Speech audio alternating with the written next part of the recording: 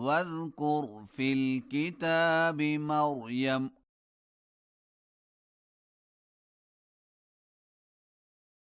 إذ انتبذت من أهلها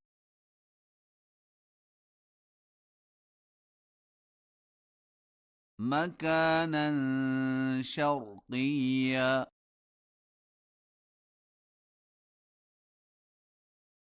فاتخذت من دونهم حجابا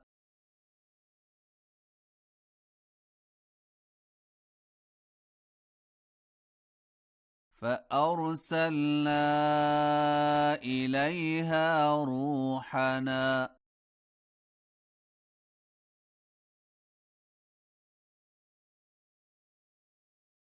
فتمثل لها بشرا سويا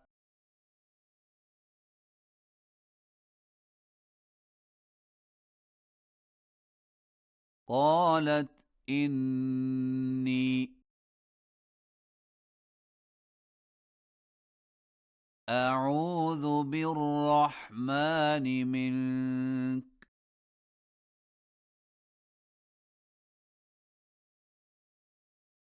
إن كنت تقيا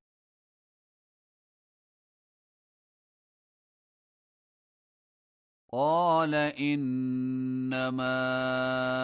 أنا رسول ربك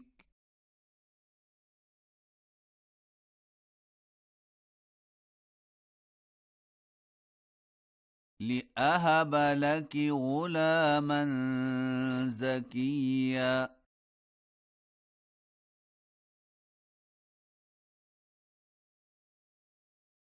قالت أنى يكون لي غلام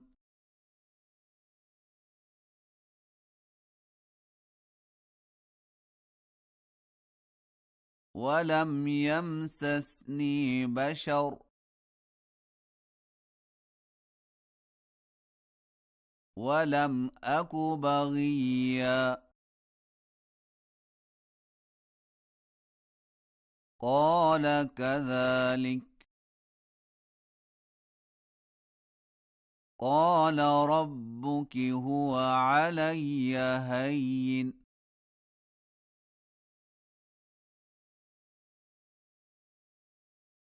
ولنجعله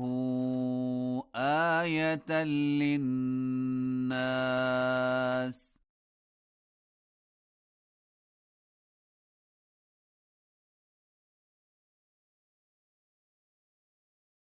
ورحمة منا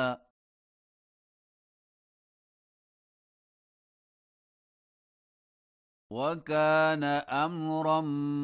مقضيا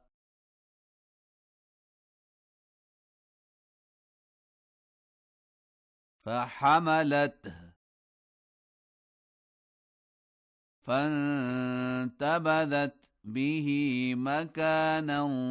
قصيا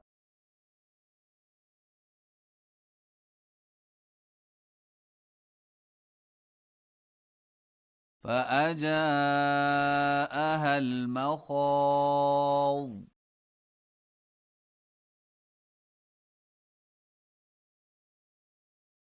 إلى جذع النخلة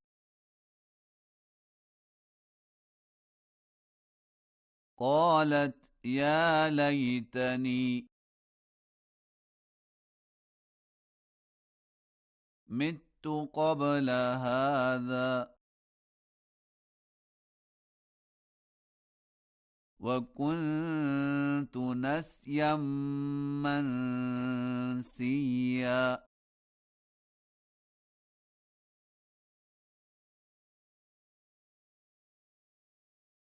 فناداها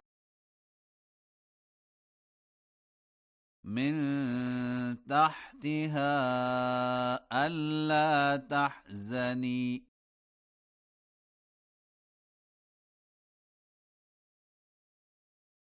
قد جعل ربك تحتك سريا وهزي إليك بجذع النخلة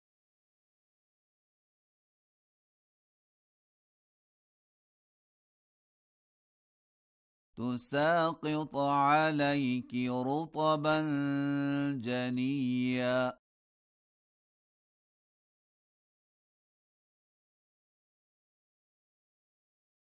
فكلي واشربي وقري عينا فإما ترين من البشر أحدا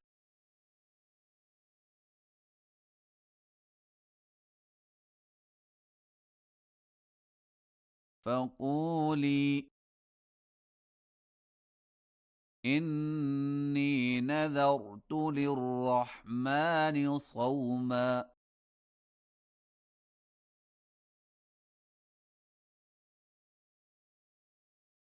فلن أكلم اليوم إنسيا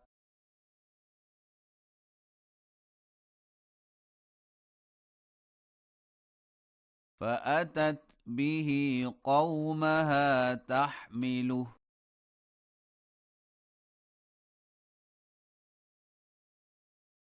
قالوا يا مريم لقد جئت شيئا فريا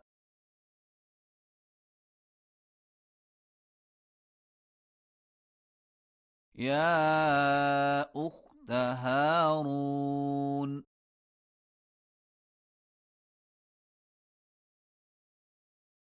ما كان أبوك امرأ سوء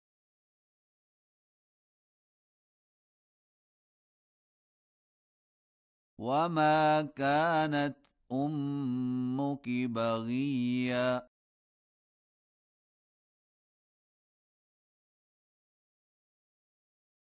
فأشارت إليه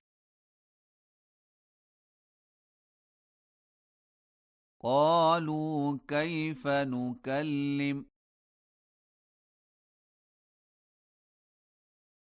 من كان في المهد صبيا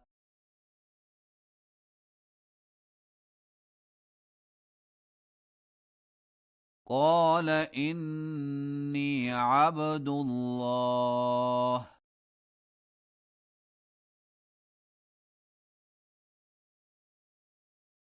آتاني الكتاب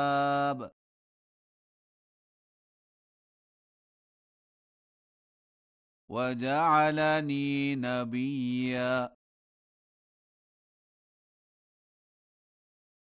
وجعلني مباركا أينما كنت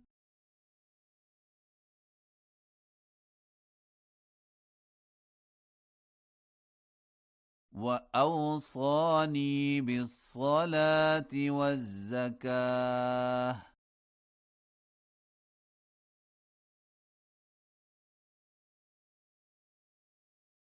ما دمت حيا وبرا بوالدتي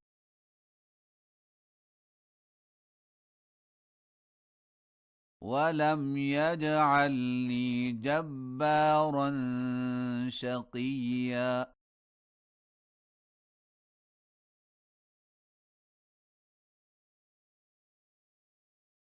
والسلام علي يوم ولدت ويوم أموت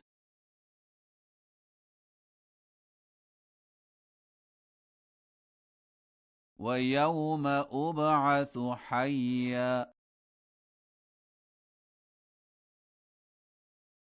ذلك عيسى ابن مريم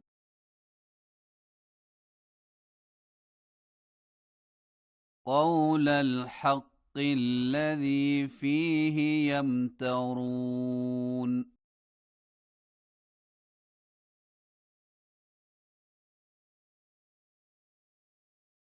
ما كان لله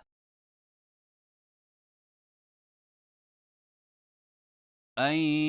يتخذ من ولد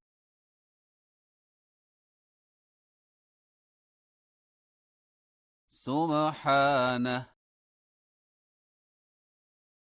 إذا قضى أمرا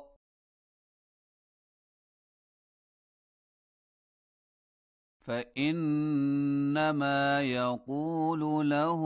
كن فيكون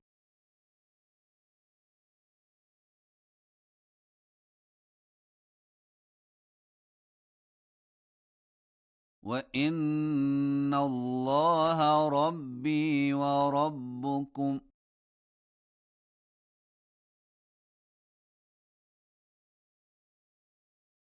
فاعبدوه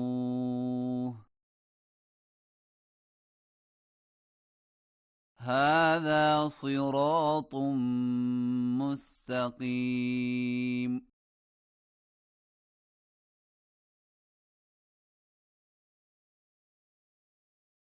فاختلف الأحزاب من بينهم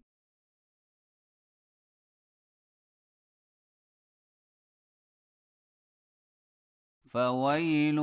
للذين كفروا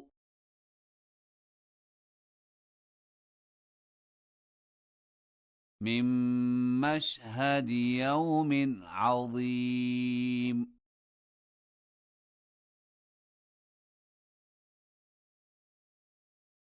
أسمع بهم وأبصر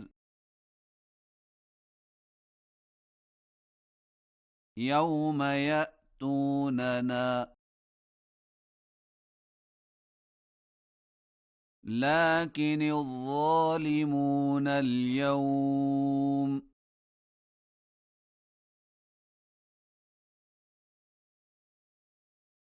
في ضلال مبين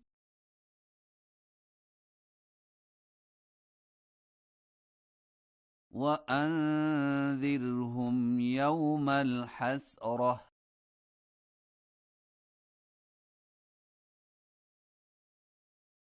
إذ قضي الأمر وهم في غفلة وهم لا يؤمنون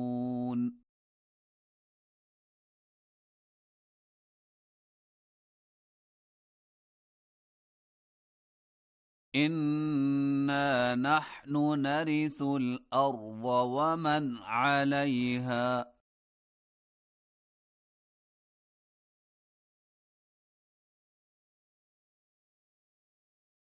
وإلينا يرجعون